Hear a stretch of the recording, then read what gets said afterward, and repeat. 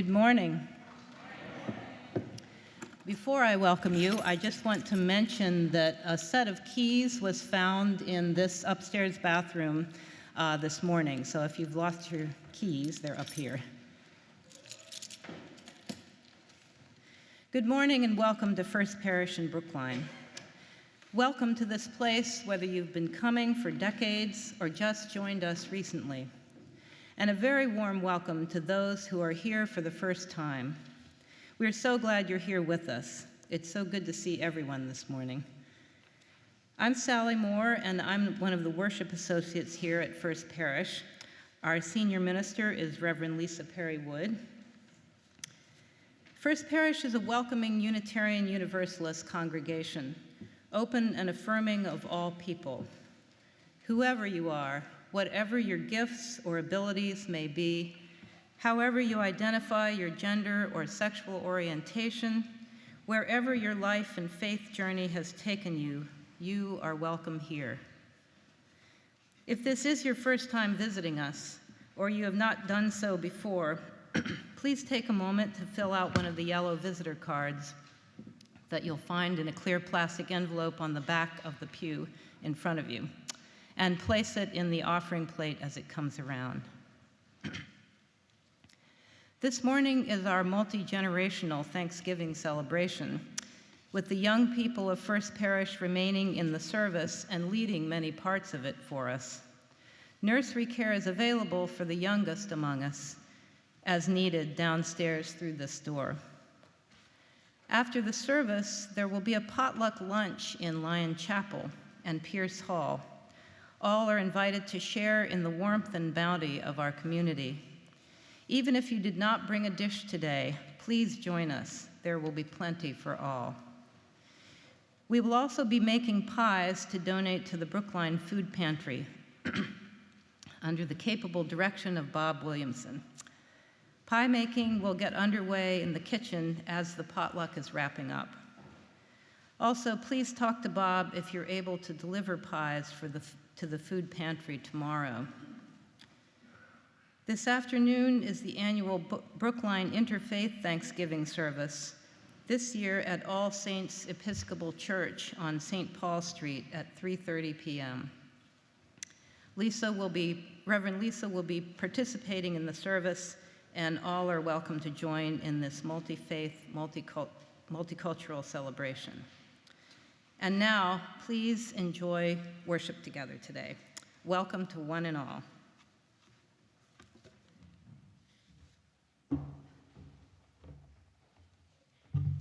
Good morning.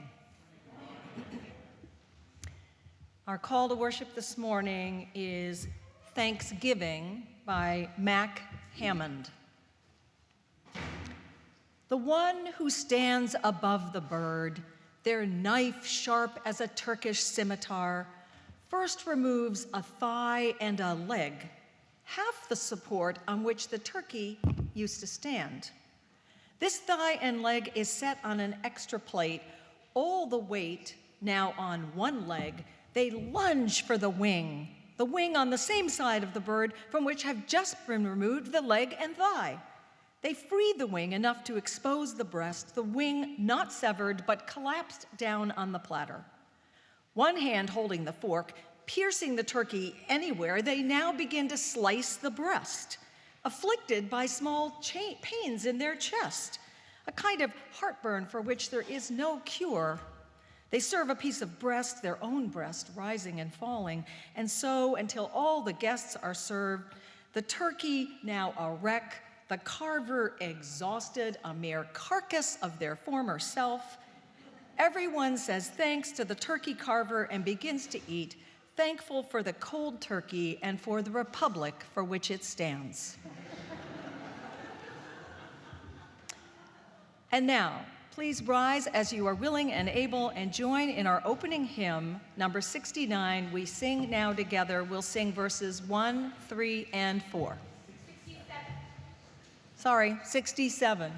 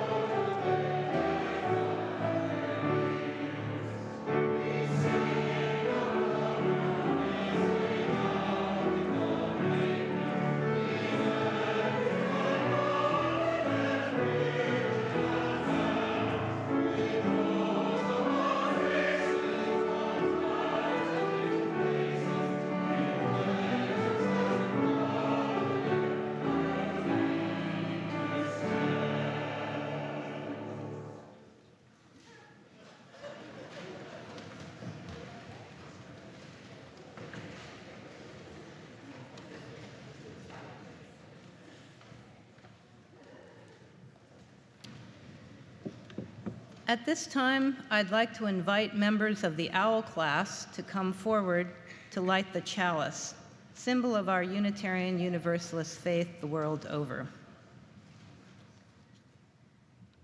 As they light the chalice, please join me in our unison affirmation printed in your order of service, in English and then in Spanish. We give ourselves one and to another, covenanting to walk together as a congregation, promising faithfully to watch over one another and to delight for love to abide in our midst. Nos entregamos y nos comprometemos a caminar juntos como congregación, prometiendo con mucha fe cuidarnos mutuamente y deleitarnos en el amor que permanecerá entre nosotros. Each week, we also light 2 candles of peace, each candle representing a different place on earth that we want to lift up and remember this morning as a sacred encounter with the world. There are untold numbers of places on earth that need peace. Today, we remember 2 places that we especially hold close in this service and through the week ahead. Each of the candles is lit. After each of the candles is lit, we will speak the words for peace in English, Arabic, and Hebrew. Peace, salam, shalom. Our first candle is lit for the greater Boston area where, according to the Boston Food Bank, 1 in 11 families is struggling with food insecurity, and 34% of those at risk for hunger earn too much to qualify for government-provided emergency food assistance. Many never dreamed they would need a food pantry or community meal program to feed themselves and their families. May our communities and our government offer resources generously so that no individual or family needs to go hungry. Peace, salam, shalom. Our second candle is lit for the Central African Republic, CAR, which is at the top of the list of the hungriest country in the world, where this week a displaced persons camp run by the Catholic Church was brutally attacked. The CAR has suffered from instability, ethnic violence, and conflict since 2012, disrupting food production and displacing over 1 million people. More than 1 in every 5 Central Africans. More than half the population are in need of humanitarian assistance. May the world's richest nations reach out in generosity and give hope to the people of the CAR, and may they have peace. Peace, salam, shalom.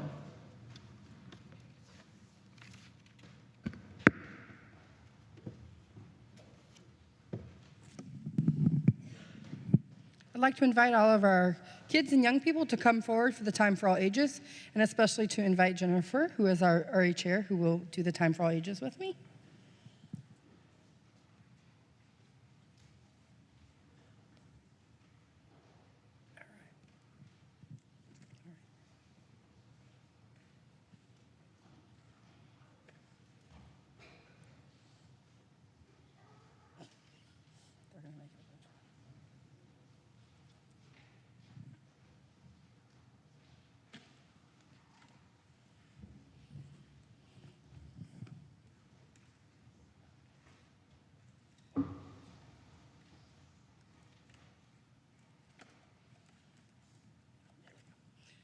Good morning. Good morning. All right. So one of the things we're talking about in worship today is the power of telling our stories. So I thought that we would start thinking about stories, like how do we tell true stories? And sometimes it's actually really hard to tell our full story, right? Have you ever been in a situation where people ask you questions and you're either not sure how to answer or you're not sure if you want to answer? Yeah? Okay. So there are lots of ways why telling stories there's lots of reasons, right, why telling our stories can be hard. Sometimes we are afraid of how people are going to respond to our stories. Jennifer has recently been telling me about an experience she had where she felt like she wanted to say something, but she wasn't sure how to do it. So she's going to tell you about that. Hi, good morning. So we're starting the holiday season, and a lot of things about the holidays are great. We get to be together, and we celebrate a lot of things, but there also can be things that are hard about holidays, and I sort of felt like it wasn't very popular to talk about that side of things. Some of the adults in the congregation might be able to relate to that. But I was in a group of people that I trusted, and I took a risk, and I told them about the things that were hard for me about the holidays.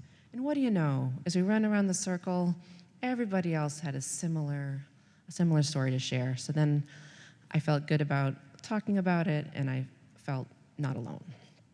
So Lacey, do you also have an example of a time when you found it hard to tell your whole story? So many of you have heard me talk about the fact that I am part Chitimacha, which is this tiny tribe of Indians in South Louisiana. That's something that, like, today, I'm really, really proud of. But growing up, my dad was not really proud of that because he was mistreated. And so it's a thing that my family, like my grandmother and my dad, don't really talk about, ever. And so when I first, got to an age where I was trying to figure out who I was and who I wanted to be and how I wanted to talk about it, I found it really hard to talk about that part of myself, to tell that part of my story. And it wasn't until I was with a group of elders. I was actually washing dishes in this day, but I was participating in some social justice organizations in Denver with a lot of other Native American and indigenous people, and I was washing dishes. And one of the elders in our community looked at me and she's like, "Are you ashamed?" I was like, "No, I'm not ashamed, no." She's like, "Then why don't you ever talk about who you are?" And I was like, "Oh, that's complicated." She's like, "Nope." This interaction continued for a while, but at the end of the day, these elders in this community, these older women that I was washing these dishes with, they felt like it was important to them that I told my full story, that it mattered to them, and their bravery made me brave. And so now, all these years later, it's something that I'm really proud about. It's something that I'm really proud to talk about. But it took someone else's bravery and a community that was really invested in me being who I was to really be able to say that, right? Now, these are both individual stories, right? They're experiences that Jennifer or I had ourselves. And if we, took a straw poll, we could ask you this question or the audience, lots of people would have individual stories that are sometimes hard to tell. We also have collective stories, right? Stories aren't just things that people have. Stories are things that institutions like churches have or cultures have, right? And there are sometimes stories that it's hard to tell the full story. Thanksgiving is clearly one of those examples, right? What are we taught about Thanksgiving in school? What are you all taught about Thanksgiving in school? Yes?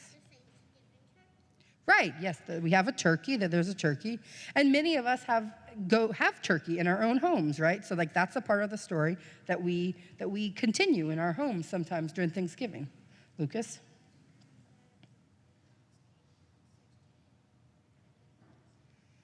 Yeah, there we go.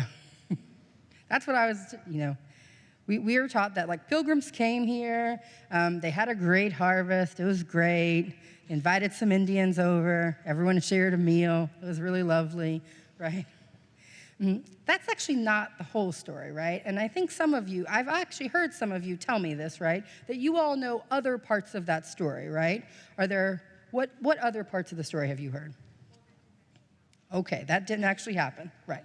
So, when the pilgrims came, it mostly wasn't very good. They were not very good farmers. They did not do well when they came here. And so, yes. Now, it is true, right, that pilgrims and Native American people did sometimes share meals, sometimes together. Those often had to do with kind of trying to sell or take Indian land. So part of the story, right, is based upon some piece of an experience that might have happened. Yes? Okay. So it's really important, though, that we learn the full story about kind of how Thanksgiving came to be. And part of that is about learning about the land that we live on, right?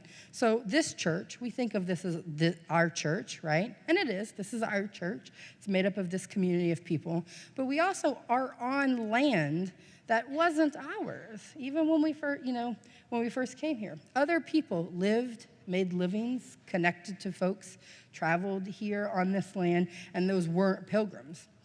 So we're like almost exactly the place that we're living is sort of really interesting because before the pilgrims and before people built the church on this ground, this is actually a place where like lots of Native people would have like traveled through. This was sort of considered a major passageway of trade and travel, of connection between lots of Native people in this area. This is a place where people connected, sometimes with people who were different than them. They spread news that way. They had trade this way. And so this place, the place that we now call ours, was a really important place to Native people. Before we ever had, the pilgrims, and before we ever had, partial stories of what Thanksgiving is. So part of what we have to be grateful for, that we have to learn to do, is we have to dig deeper. We have to get to the deeper story to find real things to celebrate and to be thankful for. And those might not just be the partial stories that we're told. And the way that we do that is that we do that in community, right? That we have to be brave. We have to connect with people who want to know more, who want to dig deeper. They help us be brave. And they help us get to the bottom of the stories. Because the more voices, the more perspectives, the more that we see to a story, means the more people we are including. Does that make sense to everyone? Okay, so this Thanksgiving, right, you might gather with your family. You might have turkey. You might have green bean casserole, or not, because I think that might be a Southern thing more than a New England thing, hopefully. But as you celebrate your family and your story as a family, try to get deeper, sort of try to learn more things about the place where you're having it, your family's stories, so that we can learn to tell the full story. And that when we know the fullest story, that's when we can feel gratitude. That way we can feel grateful for everyone who's helped us, right? Thank you. And thank you all for all of your, oh, yes. So here, this is the last thing to say here is, if any of you are ever interested, the kids have seen this map. I have this excellent map here that actually talks about all of the people who lived on this land before European settlers came. And so this map kind of helps us think about the full story of the place where we live, right? All right, thank y'all.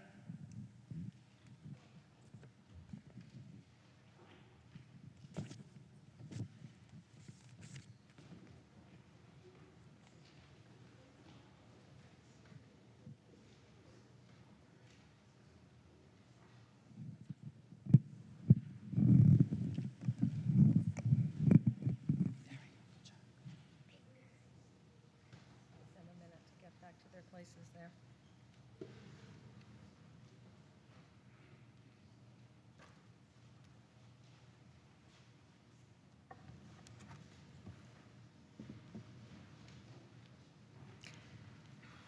Now will you please join me in the spirit of prayer.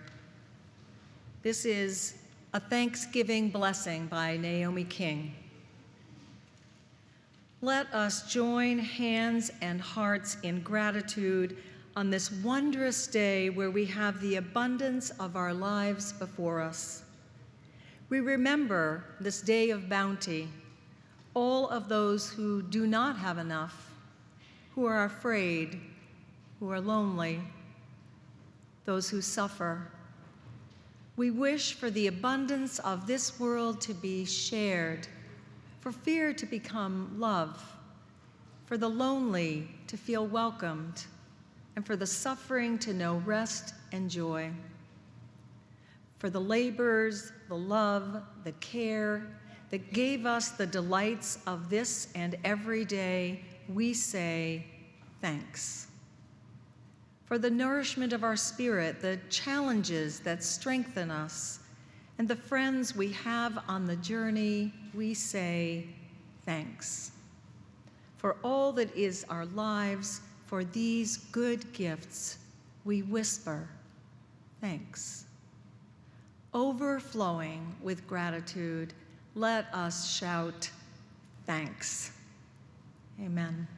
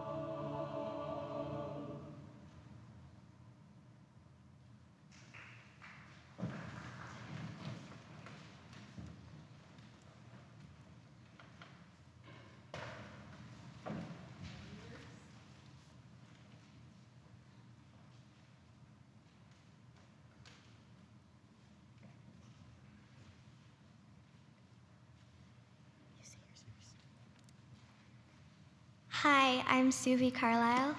I'm Sophie Lawrence. And this is the story of the memory table. Sam dragged a backpack down the unfamiliar path to the new house. School was over, but Sam wasn't looking forward to going home. Yesterday, a big moving van brought all their stuff to 15 Maple Street, and inside was full of half-empty boxes. This morning, Sam found a toothbrush, but no toothpaste. Dad said it was in a different box. Sam felt lonely and sad. Everywhere they'd been all week was new. All the faces at the new school were unfamiliar. The new house didn't feel the same as the old house. Slamming the front door, Sam thought, even the door slams differently. Sam's dad was waiting in the hallway with a home hug. That was Dad's special welcome home. Sam felt the warmth and love and smiled, saying, "I sure hope I smell peanut butter cookies." That's a super nose you have there, said Sam's dad. "Make way for Super Nose," yelled Sam. "Close behind is Wonder Mouth to eat those cookies," running toward the cookie smell. In the kitchen, Sam stopped and stared. Everything was put away, and by the window was their very own kitchen table. The table had been in their kitchen as long as Sam could remember, with 2 chunky legs on each end, which Dad always said made it easier to push in the chairs. Around the table were 4 chairs with thick legs and padded seat covers with chickens on them. There was the red marker spot on the table that 2-year-old Sam had made. At the end of the table was a napkin holder made at day camp and the funny chicken salt and pepper shakers from Grandma's house. And there was the stained glass chalice made at their old church. Right in the middle of the table was a huge plate of Sam's favorite peanut butter cookies. Sitting down, Sam smiled for the first time all day. Sam's dad came over to the table and sat down in the usual spot. I know you've been sad, Sam. You're missing all the old things with too many new things. How do you feel now? Sam thought a moment and said, I was sad till I saw the table. How did the table make you feel better? Asked Sam's dad. I started thinking about everything that happens at this table. We have Thanksgiving here with our family. That can happen the same.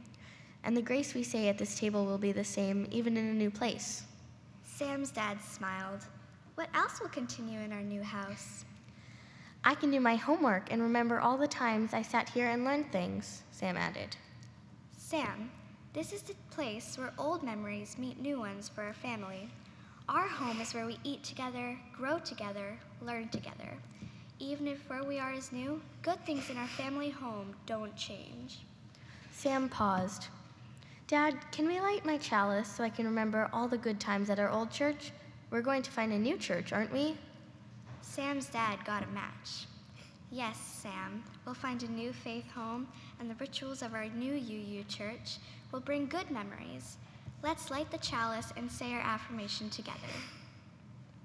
Sam carefully lit the chalice, and together they say the words. We are Unitarian Universalists, with minds that think, hearts that love, and hands that are ready to serve. Sam felt warm and comfortable saying those words. Sam's heart knew that all the old memories could come along as they went into new places, and each new place would have new experiences that would become memories as Sam's family created a new home.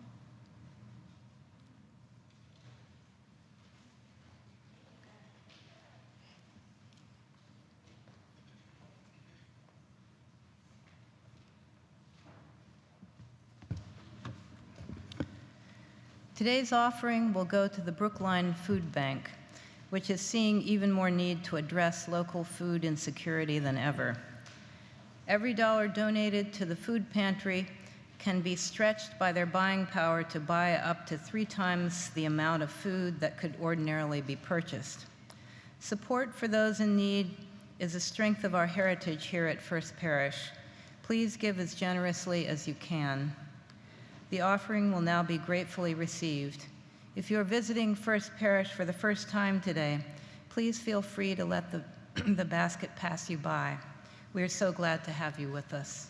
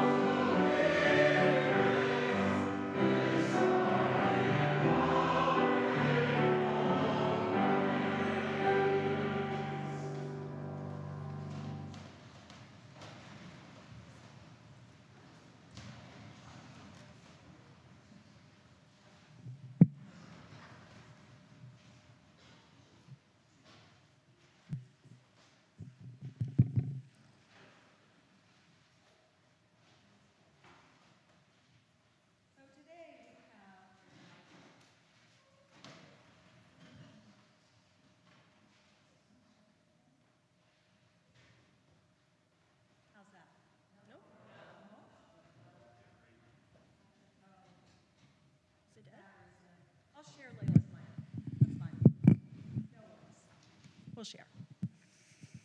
So today we have a couple of stories from our sanctuary that have to do with our theme of the month, which is legacy. Now, legacy means what we leave behind us, what memories, what stories, what traditions, values. And this week, I was looking around the building, just walking around the building, and trying to get some ideas about this theme. Now, of course, we have our beautiful stained glass windows, lots of legacy to talk about there. But what really caught my eye was this. And I realize that's not a great photo of the photos, but with the glare, it's kind of hard to get the picture. You've seen these all around the building, the RE class pictures that are taken, I think, once every 10 years, and I think we're due to take one this year. Very exciting.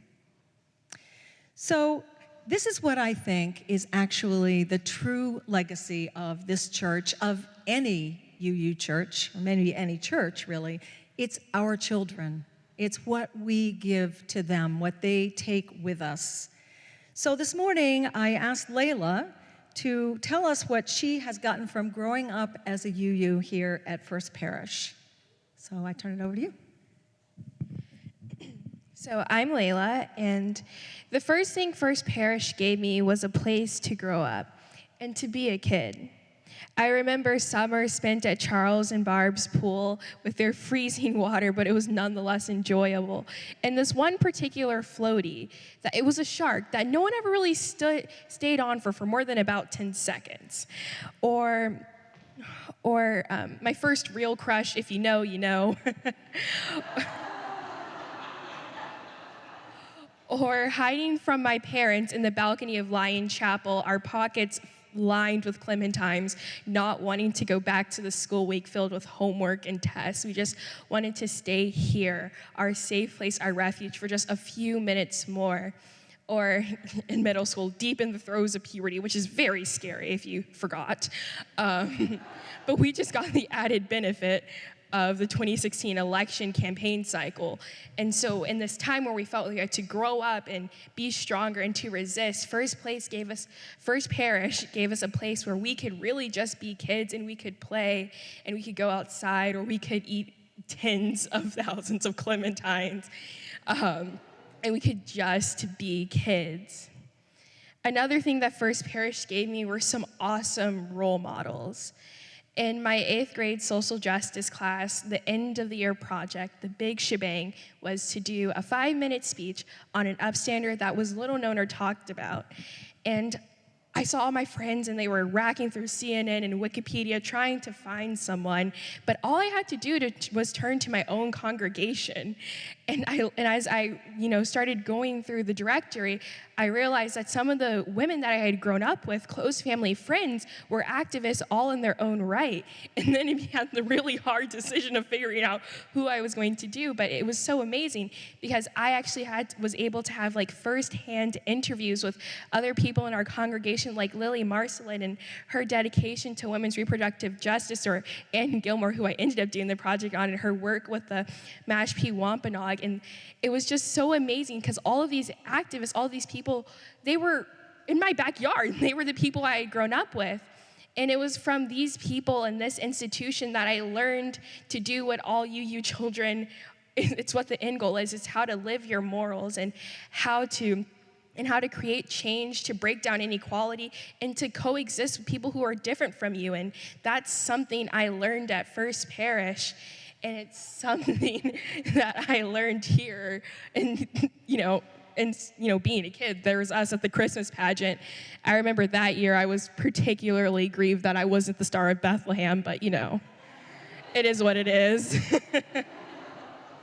But it was from First Parish that I really learned, and I made these awesome friends who continue to support me today, and I learned how to be. And, I graduated. I was challenge class of 2018, and here are me and my friends, and now we're like, oh, snap, what do we do now? We're no longer in RE. And it's just crazy because I've grown up here, and it's just been an amazing experience. This congregation, this institution has given me so much that I don't think I could have found anyplace else.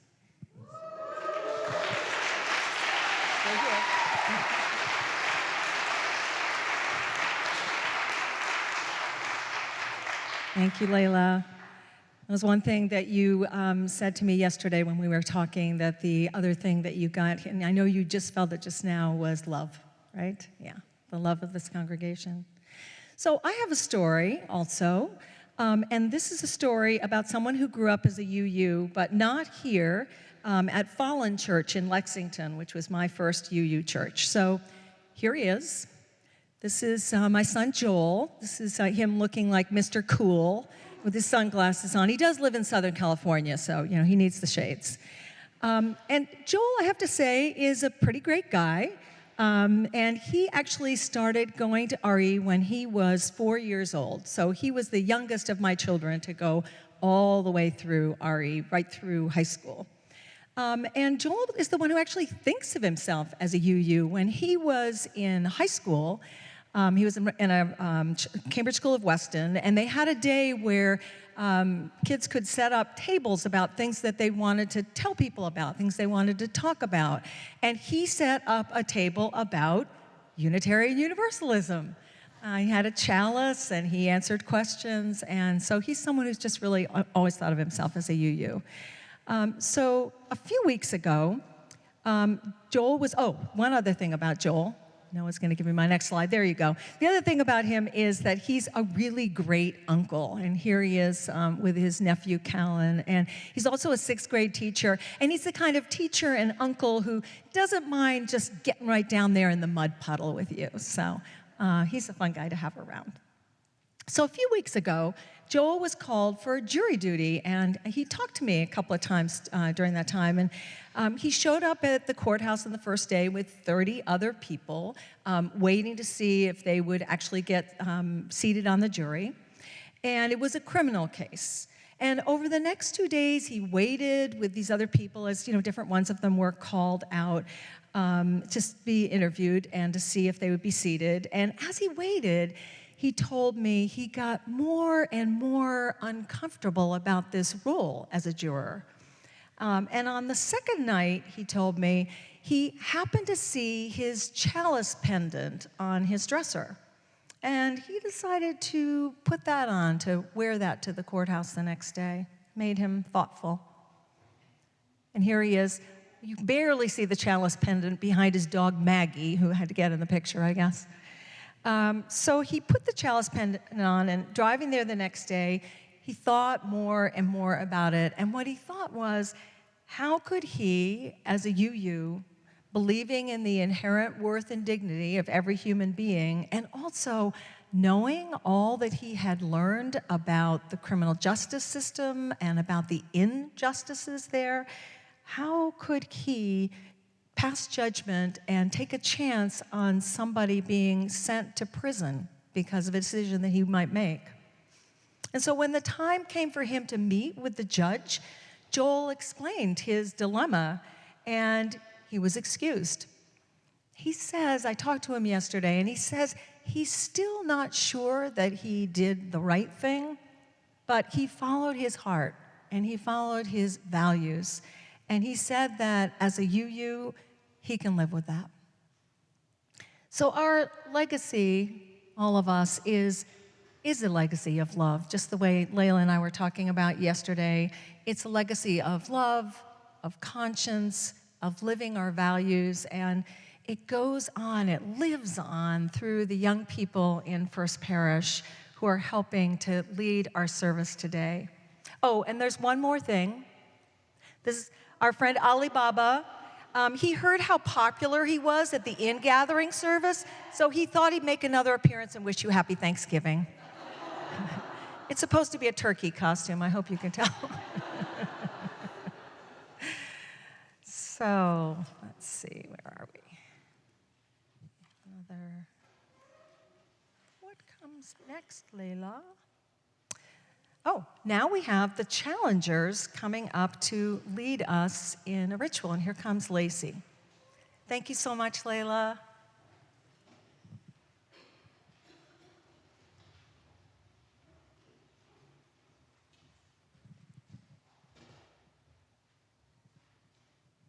Hold on. So as part of our multi-generational service, we posed, when the challengers were together for the challenge retreat, we posed a question to them. We kind of explained to them the outline of the worship service, and we said, could you design a ritual that could help everyone sort of understand the sort of the lesson of our service today? And this is what they came up with. So some of our challenges are more talkative than others, and the more talkative ones they couldn't be here today. So Mackie was happy to come up and help by standing here with me, but I'm going to explain to you the ritual. So did everyone grab an item when you came into service? Yes? Okay. Yes. Okay. There are, oh, yep. If you don't have one, we have one of the baskets here, and we'll bring it down so that you can grab an item. There we go. Why don't we, raise your hand if you need an item. There we go. There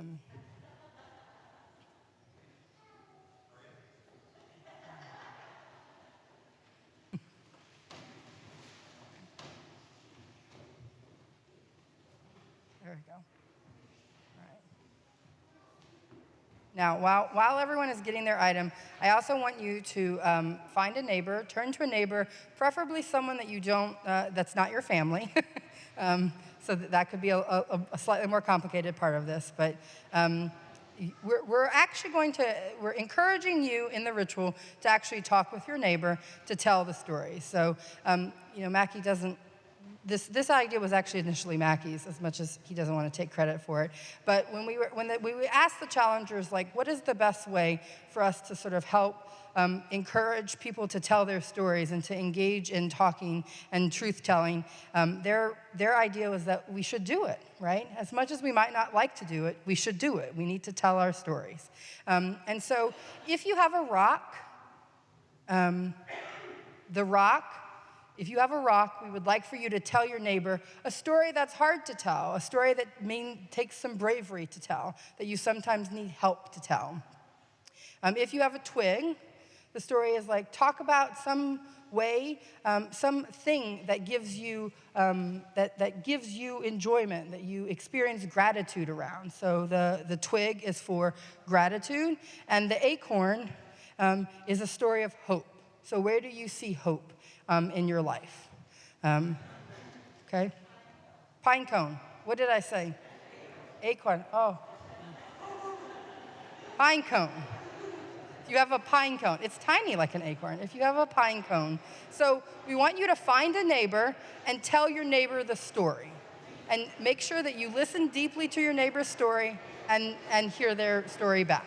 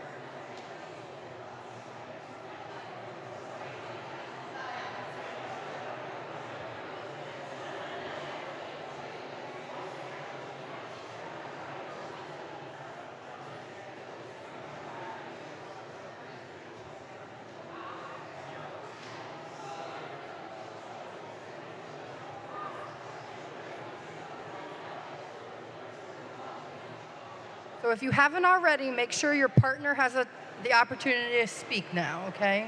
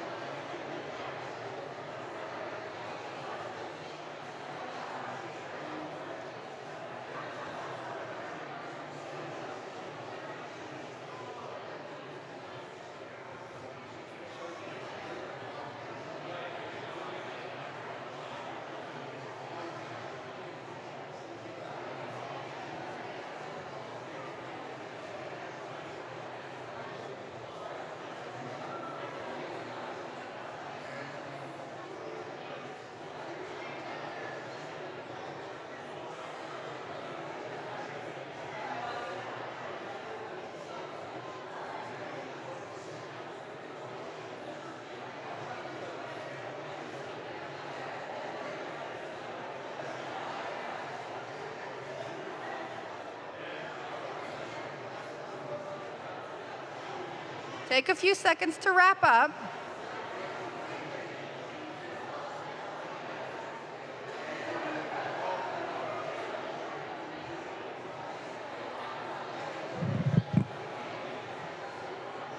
Thank you, everyone, for your willingness to share your stories with each other.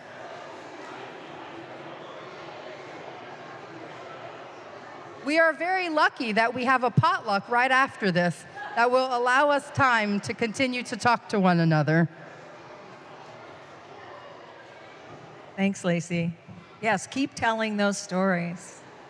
And now I'd like to invite the young people forward. They're going to be leading us in our last hymn.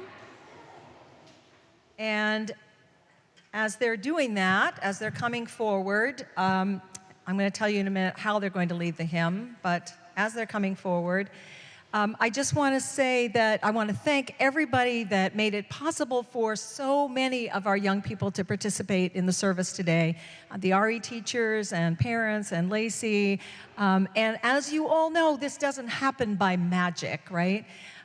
Creating an ongoing UU legacy and engaging our brilliant and talented young people definitely doesn't happen by magic. It takes hard work and active engagement by adults in our community. And if you have ever thought about teaching or supporting our RE programs, whether you have children now or have had them here in the past, or you simply care about children, your participation is wanted and welcomed. More help is always needed on the RE committee and in the RE programs. So just talk to Lacey or Jennifer. Where's Jennifer? There she is back there. Talk to Lacey or Jennifer if you'd like more information about that. And now the young people of First Parish are going to lead us in Oh Give Thanks.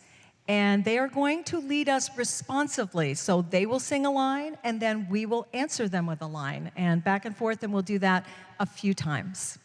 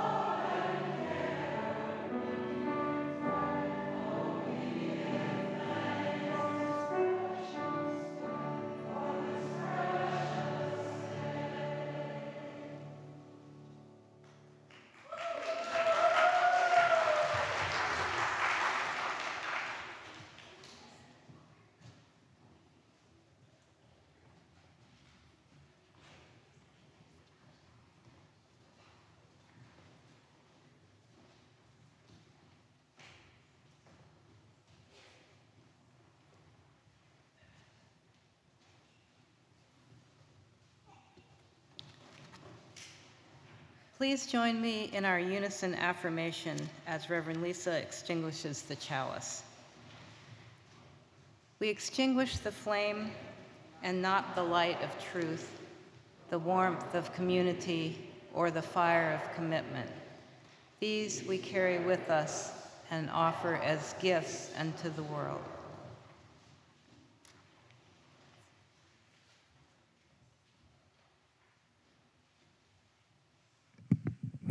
And now please rise and take the hand or elbow or touch the shoulder of your neighbor for a benediction.